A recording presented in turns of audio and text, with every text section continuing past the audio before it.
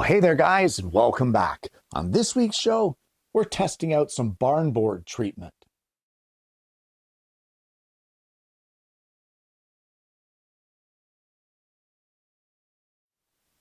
Well, barn board is very popular with some people, and projects made of barn board bring in a nice penny only because barn board seems to be very expensive.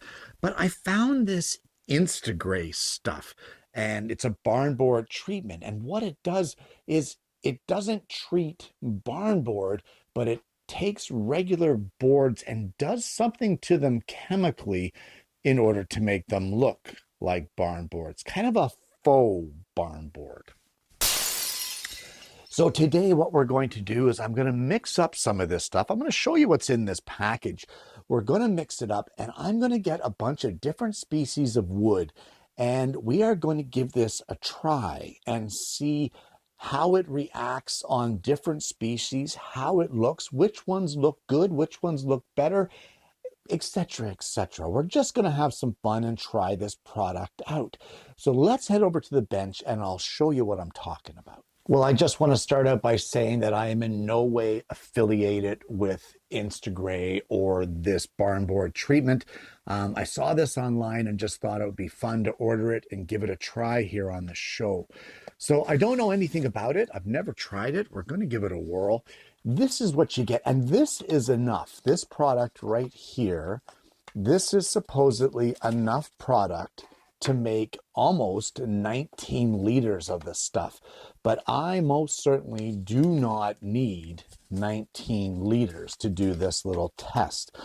The problem is, from what I understand, is that in its dry form like this stuff lasts indefinitely. You don't have to worry about it. However, as soon as you mix it, you've got 48 hours. After the 48 hours, this stuff has served its lifespan and it is done. Now, on each package, you can see here for 18.9 liters, it says that of this particular stuff here, which is, I don't know, whatever it is, it's poison apparently, you need 54.4 grams, and I believe that would be this entire package. So for 1 liter, we need 2.7 grams. I don't even want a liter. I just want a little less. So I'm going to read through the instructions. I know I'm a guy reading instructions. Go figure that one out. I'm going to read this through here. I'm going to see what we need. I'm going to have to do some calculations on how much of this stuff we really need to make the small amount that I need. I'm going to be as specific with the measurements as I can, and we're going to mix up a little bit of this chemical. Well, the lowest amount or the smallest amount that this stuff makes is 1 liter. I don't want 1 liter. I want like 4 ounces of this stuff. So I've done the math and come up with some crazy numbers here. So we've got like 0.07 grams of number 1, 0.319, et cetera, et cetera. So what I have here is I have this little minute scale. A kitchen scale just doesn't measure in that small amount, guys. So what we're going to do is I have this little cup here. I'm going to open these packages and very carefully measure out these amounts of each one of the compounds, and then I'm going to place it here in this plastic jar. Now, I don't know what I'm dealing with here as far as the chemicals, and that's why I have gloves on. You should always put on, if you don't know what you're dealing with, put on gloves, guys. It never hurts. And some of this stuff, it does say that it's poison here. This one here says it's corrosive, so gloves are especially a must here. So this is the least amount of stuff that I need, and I need 0.07 grams of this stuff. I don't even know how I'm going to measure that out, but we're going to try. You got to be kidding me. I'm already over. I just put that little tiny bit in. I'm already over at 0.1. Oh, now it says 0.8. Okay, I'm good with that. All right, so I'm going to measure out the rest, get them in here, and then I'll show you what we're going to do next. All right, so this is our last ingredient, which apparently is the booster. So we'll just dump this here in our little plastic jar. And we're going to add 4 ounces of water to this.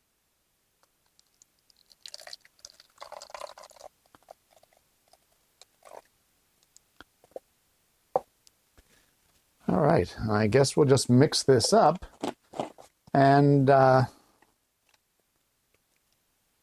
once we get this mixed and everything is dissolved in here, we can get our samples of wood. Well, I have a bunch of different species of wood. I have some lighter poplar, some green tinge poplar. I have some maple, a piece of oak. I have some walnut, a little bit of pine, and 2 pieces of cherry, only because this piece here has a little bit of a punky section here. I wondered how that would react. So what I'm going to do is I'm going to coat all of these pieces. I'll just put my gloves back on in case I should splatter or get some on my hands. So this stuff apparently can be applied with brush, roller, spray finish, anything like that. So I'm just going to use an acid brush and apply this stuff on. Well, for a liquid that looks so dark, it goes on clear. A little strange, but okay.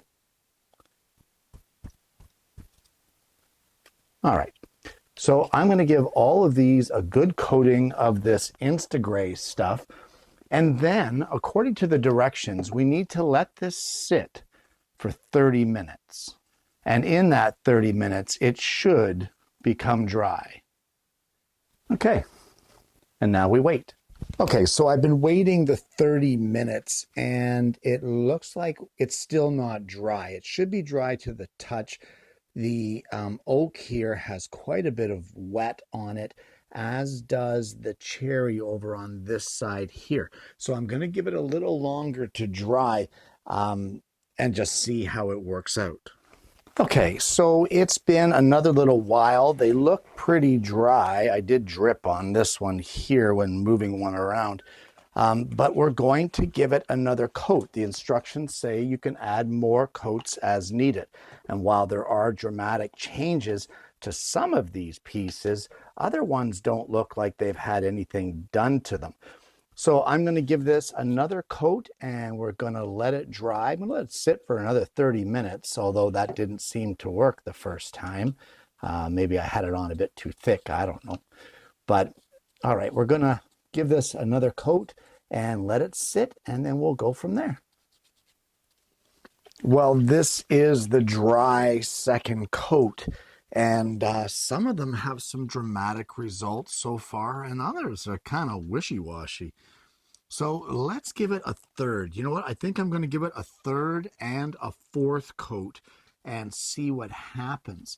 The instructions say that you can add as many coats as you need to get the desired effect. And I'm not sure what the effect is that I'm looking for, but I'm going to give it a couple more coats, and then once they are dry, I'll come back to you and I will show you the final results, and I guess kind of give you my final opinion of this product. Well, the difference between coat number 2 and coat number 3 is night and day as far as I'm concerned. I'm going to give it one more coat, give it the fourth coat and let it dry, and then I think I'm going to call it at 4 coats at that point. All right, so this is the end of 4 coats, and unless you are a real expert, I think you might have a hard time telling what species was what. Like this certainly does not look like cherry. I mean, if we flip it over, we can see that it's cherry, but look at that. Look at how that's grayed and darkened. That kind of punky area there in the cherry kind of gave us a little bit of an interesting effect there, with some deep dark lines on either side of the punkiness, but it seemed to kind of level out that punkiness and make it look a lot better, which is really, really weird. Now, this one here, this is the pine. And while not super dramatic, what it did was it kind of gave some weird effects here. If we flip it over, we can see the different kind of shades of the pine, but it really kind of reddened some of those grain lines and then darkened some of the others and then added the gray in between. It gave kind of a really cool effect on the pine. And that one I think is really wicked. But the walnut, this is like ridiculous. Look at this. It has turned the walnut into almost an ebony kind of state, as opposed to this brown that it was before down here. This wasn't even really deep in the heartwood of the walnut tree. This was a little closer to the sapwood, which made it a little bit lighter. But look at how dark that went with this Instagrey compound stuff. It's turned it almost into an ebony. And if you ever had the need to have black wood in a project, that might be something to consider. I think this one here is one of my favorites out of all the ones that was coated today. And this is the red oak. And I just love what it's done here. It is really, I guess because of the coarse grain of the oak, it has really brought out that coarse grain and given it that rustic gray barn board look. I think this one looks like the most like barn board out of any of them. And that's the red oak. I just love what it's done here. It accentuated every single flaw in this little 4-inch block of wood and made it better. I mean, that looks amazing. I love the way the oak turned out. And one of the most dramatic changes out of all of them was this. And if you didn't know it, there's no way that you would be able to say that this is maple. That is phenomenal. Look at how beautiful that looks. It gave it a nice, even gray tone. And then where the grain lines allowed that compound or that chemical to soak in a little more, it darkened it a little bit more. And I think it looks fantastic. That's just amazing.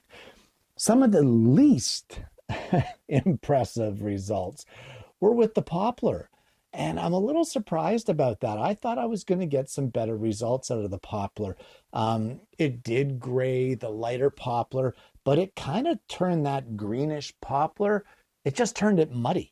It doesn't really look like much of anything. I don't really like either one of these, and I'm not so sure that I would ever use this in a project on poplar because it looks so But for the pine, the oak, the maple, even the cherry, I think I would use those in a main project. And for places where I needed a darker wood, I am really thinking that this graying stuff would look amazing to use on walnut, even for the tires of some of my scale models. I mean, I don't really like using stains or paints, but if I can use a compound or a chemical to darken the wood to a barn board state, that could look really cool. I may have to test that on some wheels that I have kicking around because that looks incredible. Either way, guys, there you go. This is just a little bit of an experiment today to see how we made out, and I think we've done quite well. I think the results speak for themselves, and honestly, I think I would recommend this stuff. This stuff gave some really nice results. Pretty cool. And there you have it. Testing the Instagrey chemical barn board treatment on different species of wood. Guys, I didn't even know this stuff existed. I honestly didn't. I've never had the use, nor have I had the inclination to create my own barn board. I have made picture frames out of actual barn board, and they've always looked amazing. They have that beautiful rustic look. They have that gray tinge to them. I really love the way that barn board looks when you make a project out of it. What I don't like is that when you cut an edge of barn board, or when you say miter a corner, in my case for a picture frame that I made, it's now fresh wood and it looks really weird. It looks really off when you put the whole thing together. So I'm kind of thinking that a use for this stuff, at least for my purposes, is to make a frame and then before applying the finish, hit it with 4 to 5 coats of this Instagrey stuff. Now that I have the measurements of how to make up a little half cup measure, I mean, it's no big deal. I can make it anytime I want. I may even reduce that amount because I still have so much left of the half a cup that I made. So what do you do with all the excess stuff that you mixed up? According to the directions, it's 100% biodegradable and 100% safe, and you can just pour it down the drain. Now, this is what they're saying. So, I mean, who am I to argue? I'm not a chemist. I'm not an environmentalist. But according to the product description, the stuff is 100% biodegradable and safe, environment safe, to pour down the drain. They actually state that right in the instructions. As well, it is compatible, according to the manufacturers, with all varnishes and finishes. So if you should, say, make a frame and then age it with this barn board treatment, you can very easily apply your finish of choice over top of that to kind of help with that. So you could add some shellac, or you could add some Danish oil, we'll say, or whatever your finish of choice is, varnish, whatever. The instructions also say that it is going to change and age with UV exposure. So if this is for an outdoor project and you are adding this barn board treatment to, say, the outside of, oh, I don't know, a barn, as the UV light from the sun continues to hit it, apparently it reacts with that chemical and ages it even further. So I don't know.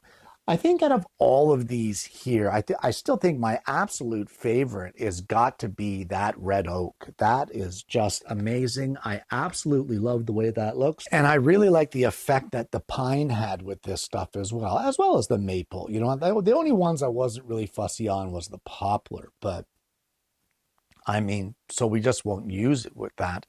Either way, guys, this is a great product. To get the amounts to make 1 liter of finish, which is a lot less than what I used today. I think it was like 20 some odd bucks. I'll put the links to it down below and you guys can check it out and see what you think. See if you've got a use for it. Guys, I want to thank you so much for tuning in today. This has been fun. This has been, I didn't know what to expect, but I had a lot of fun between playing chemist with my measurements and my little scale and mixing this stuff up, to chemically changing the visual characteristics of wood. That was kind of cool. I'm looking forward to that. What do you guys think? Should I make a project and age it with this stuff here on the show? Maybe something simple. I don't know. Maybe we'll make a picture frame and make it a barn board one, and we'll see how it works in a real project application. Either way, you can let me know in the comments below. If you haven't already, please consider liking and subscribing to the channel. We have an amazing audience base here, guys, and I'm really hoping that you're going to consider becoming a part of that. Guys, I hope you've enjoyed today's content. I want to thank you so much for tuning in. I hope you're going to check this stuff out for yourself, and maybe if you have a use for it, maybe look into it. Maybe find another woodworker and split the cost between the two of you. I hope you're going to give it a try. Or more importantly, guys, I hope you're going to join me again next week when I bring you yet another Alternative Tuesday.